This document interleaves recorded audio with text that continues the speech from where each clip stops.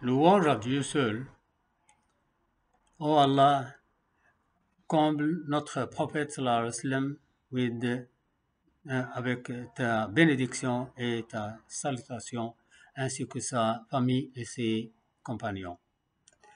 Dans cet univers, d'importantes choses sont offertes à l'être humain sans son intervention, sans lui être obéissante. L'être humain est incapable de s'offrir les éléments de la vie. Or, le soleil nous procure la chaleur et la vie pour la terre sans contrepartie et sans l'intervention de l'être humain. La pluie tombe du ciel et te procure de l'eau à boire sans aucun effort de ta part ou que tu aies un quiconque pouvoir à la faire tomber. L'air existe autour de toi. Tu l'aspires sans aucun effort, mais tu n'as aucun pouvoir sur lui. La terre te donne les fruits, il suffit de semer les graines et de les arroser et tu vas les voir pousser hormis ton intervention. La nuit et le jour se succèdent dans le but que tu puisses dormir et te reposer et que tu puisses faire des efforts pour ta vie. Or, ce n'est pas toi que tu as créé le jour et ce n'est pas toi non plus que tu as créé l'obscurité de la nuit. Cependant, tu te reposes la nuit et tu travailles le jour sans que tu interviennes dans le mouvement de l'univers qui t'entoure. Grâce au soleil et à la lune, tu peux te situer dans le temps et ce n'est pas toi qui as créé le début de l'histoire. Toutes ces choses et d'autres n'ont pas été créées par l'être humain, mais ces éléments ont été créés pour l'homme, pour le satisfaire et sans aucun effort de lui. Cela ne mérite-t-il pas de dire louange à Dieu, alhamdulillah? C'est une grâce de Dieu exploitée par l'être humain sans fournir d'efforts. Tout cela exige bien sûr les éloges des seigneurs. Personne, indépendamment de son niveau scientifique, ne peut prétendre qu'il a créé le soleil, les étoiles, la terre, qu'il a inventé les lois de l'univers, qu'il a donné son atmosphère. Tous ces chefs-d'œuvre nous prouvent l'existence d'un créateur puissant. Parmi les preuves, certaines sont statistiques pour nous rappeler à tout instant l'existence du créateur. D'autres sont amovibles afin de nous rappeler sa mouvance à chaque fois qu'on se distrait et qui attire notre attention sur le fait que ce grand univers a un créateur. Le soleil se lève le matin et nous rappelle l'inimitabilité des créatures. Se couche le soir pour démontrer la grandeur du créateur. La succession de la nuit et du jour se passe devant nous chaque jour, pourvu que nous nous soucions et que nous nous réveillons. La pluie tombe du ciel pour nous rappeler la divinité de celui qui l'a fait tomber. Le blé sort de la terre, arrosé par le même eau pour nous rappeler le pouvoir de Dieu. Cette affaire ne lui a pas demandé le rassemblement d'outils, le matériau, le cadre, mais l'affaire était simple. C'est une eau unique qui nous a donné toute espèce caractérisée par une couleur, une forme, un goût, une odeur, une configuration différente l'une de l'autre, puis arrivé la saison de la récolte, les fruits, le blé disparaît, ensuite de nouveau le retour de la saison et de la semence. Toute chose mobile dans cet univers nous rappelle si nous avons oublié et nous enseigne qu'il existe sûrement un créateur puissant. Ce sont des chefs-d'œuvre de Dieu dans son univers et qui exigent son éloge. la vie que Dieu nous a donnée, les signes qu'il a déposés dans son univers pour nous indiquer que pour cet univers existe un grand créateur. Dieu, avant de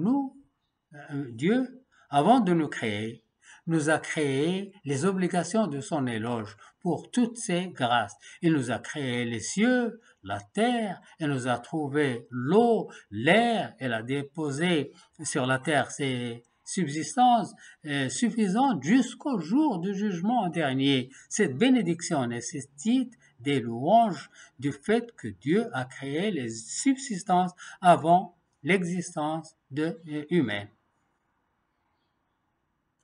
Lorsque l'homme a été créé, la bénédiction existait déjà pour le servir. Si la bénédiction n'avait pas précédé l'existence de l'homme et était créée après lui, il aurait péri en attendant son arrivée. Ainsi soit-il pour le don de Dieu à l'homme.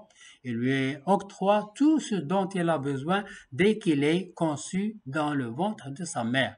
Il trouve un utérus prêt à le concevoir, une nourriture suffisante pendant toute sa gestation. Quand il est mis au monde, Dieu lui a déposé dans la poitrine de sa mère du lait qui coule du moment où il a faim et cesse de couleur quand il est rassasié, de couler quand il est rassasié et tarit complètement lorsque l'allaitement est achevé. Il trouve des parents qui lui procurent des éléments de sa vie jusqu'à ce qu'il soit autonome. Tout cela arrive avant que la personne ne parvienne à assumer ses obligations, c'est-à-dire la puberté, et avant qu'il ne prononce Alhamdulillah, louange à Dieu. Ainsi, nous réalisons que la bénédiction précède toujours le béni. Lorsque l'homme dit Alhamdulillah, c'est parce que les causes de la reconnaissance et qui sont l'existence et la bénédiction dans l'univers avant l'existence de l'être humain sont là. On a dit à un savant que la nourriture est devenue plus chère. Et lui répond, je ne me soucie pas de la nourriture s'il est cher au bon marché. Moi, j'adore Allah comme il m'a ordonné, et lui, il me fournit la nourriture comme il m'a promis, n'a-t-il pas dit, et il y a dans le ciel votre subsistance et ce que vous a été promis? Or, toute chose dans cet univers nécessite la reconnaissance. Pourtant, l'homme fait des éloges à l'existence et néglige quiconque a créé. Quand tu vois, par exemple, une belle fleur, ou n'importe quelle créature de Dieu, se répand en toi la beauté, tu fais les éloges à cette créature, et tu dis, quelle belle fleur, quel beau bijou, quelle belle créature. Mais la créature à laquelle tu as fait les éloges ne sait pas donner la qualité de cette beauté. Toute chose dans cet univers ne peut se donner la qualité de cette beauté, mais celui qui a mis cette beauté, c'est Allah, Tout-Puissant. Donc, on ne doit pas faire des éloges à la créature et oublier de faire la même au Créateur. Par contre, tu dois dire louange à Dieu qui a fait dans cet univers, dans l'exactitude de sa créature, ce qui nous rappelle la grandeur du Créateur. L'approche d'Allah exige de nous la louange parce que Dieu a descendu son approche pour nous guider vers le bon chemin et nous éloigner du mauvais. L'approche de Dieu qu'il a révélée à ses messagers nous a fait connaître que c'est Dieu qui nous a créé cet univers et nous a créé. L'exactitude de la créature et sa grandeur nous indiquent l'existence d'un grand Créateur.